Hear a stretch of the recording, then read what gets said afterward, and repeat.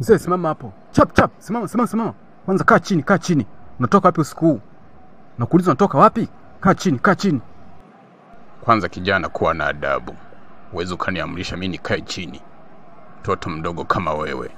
Kijana, unajitafutia matatizo yasiyokuwa ya lazima. Tena kijana, naomba uishie hapa tu, yasije yakawa makubwa. Mzee, usinipandishie kibesi, umesikia? Alafu kwanza bonya chini na utoe kila ulichonacho.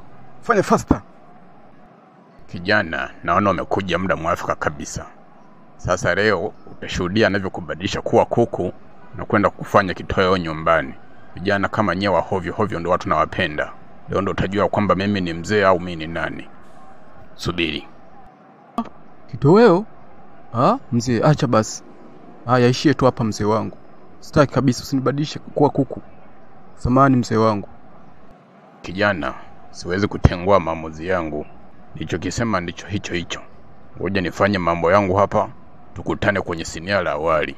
Sipendagi ujinga mimi.